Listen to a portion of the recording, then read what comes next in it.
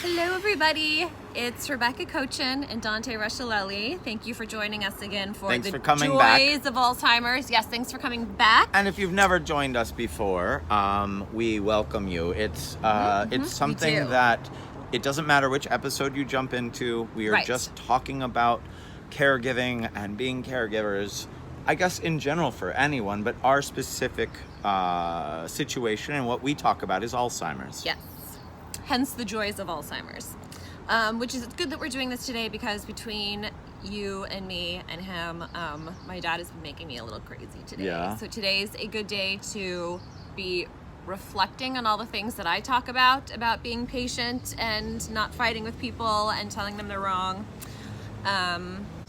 So I wanted to talk specifically today about what it's like getting the diagnosis that your loved one has Alzheimer's and how terrifying it is and what comes after that, right? Because it's not like anyone is given a manual as to like how you deal with someone telling you that your loved one has Alzheimer's. Every family is totally different and every case is totally different and every person's brain is totally different. So it's not like, you know, we're all having the same experiences out there, obviously. But if you are the person who is doing most of the caregiving, if you're watching this, you're probably doing at least some of the caregiving. What do you do from here, right? Because we all know there's not a cure for Alzheimer's. Well, something that I floundered for a while and I was like, oh, I'll look up my own information. I didn't really know what to do. And so I did call the 1-800 Alzheimer's Association number, which I believe is 24 hours a day. You can call them anytime. And I told them, look, my dad has just been diagnosed and I have no idea what to do. And they were really, really helpful. And what's crazy, I'm so glad that you said that because no one knows what to do. I didn't even remember how we started until you just said it just now. And that is the best thing to do. Why wouldn't you do that? Right. Because they can tell you what's close to you. No matter Right. even if you live somewhere where you think you're not going to find someone, I promise you there's something close to you where there's a group. Right. They'll be able to tell you, like, different doctors that you should go to. I mean, that's really, they'll be able to help you a lot. That's what they're there to do. There's Right. no These shame in the Alzheimer's game. charities aren't just trying to cure it. They're also trying to help you. Right. And so at the time, my dad was still in Las Vegas. And so there they have the Luruvo Center for Brain Health. So, We were so lucky. Which we were so lucky. And my aunt was great about taking him to these appointments. And he was in a study for a long time where he may or may not have been getting this Placebo or whatever. Right, Yeah. supplement that was supposed to be helping with the amyloid plaque on the brain. If those of you guys, if you're watching this, you probably have heard the term amyloid plaque by now. If not, we'll go over that a different time.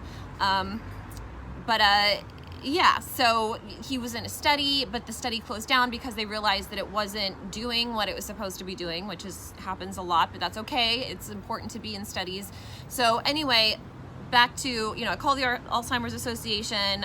They told me to get certain legal things in place, like this person needs to have, a will and get their power of attorney things situated. It's really, really important to do all that while the person's mind is still good, if that's something that you can do, right? I know people, and again, I know a lot of people completely deny even, getting the diagnosis. They're like, oh, I'm fine, blah, blah, blah, which is really, really, really hard. In that situation, They go I don't back know. for multiple doctors to ask, if do I have this, they're trying to hope that they don't, of course. So I would say, first, try to get things legally situated for your loved one. That's what was recommended to me. I mean, the Alzheimer's Association is going to tell you the same thing.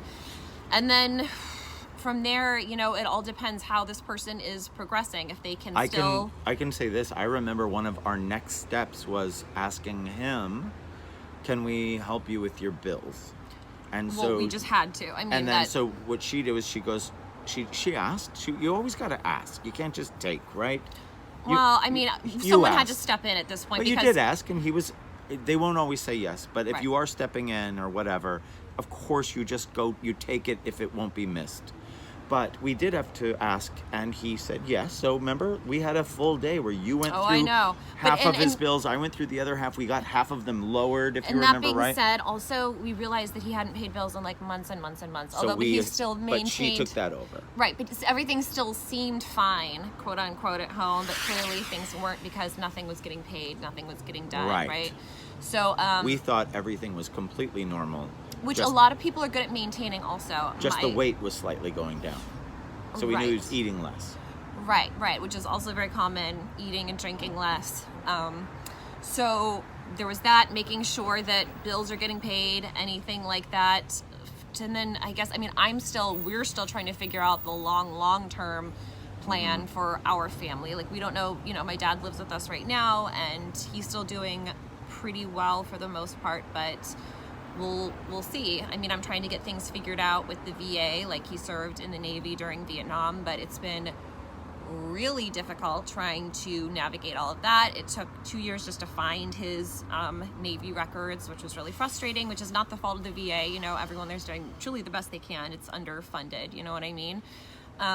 As is every program that it needs the most funding. Right. We need to be helping our veterans a lot more than we do. That's something for a whole other video. We could go on forever. Anyway, so just trying to navigate all of everything that comes along with it. I'm trying to figure out the long-term plans for him. And again, every case is different. So, do you have anything you'd like to add to that? No, she's been so great about everything. If I didn't have her, I would be a mess. I'd tell her dad, if he and I were bachelors, we'd be in real trouble, because I would keep us well fed because I'm a cook and I keep the house clean. He's an amazing cook. But I forget to take my pills. I haven't taken them again yesterday. I don't know. If I didn't have her to make me take them, we'd be a mess. We'd all be a mess without you. Thank God she's one of those people who's so organized.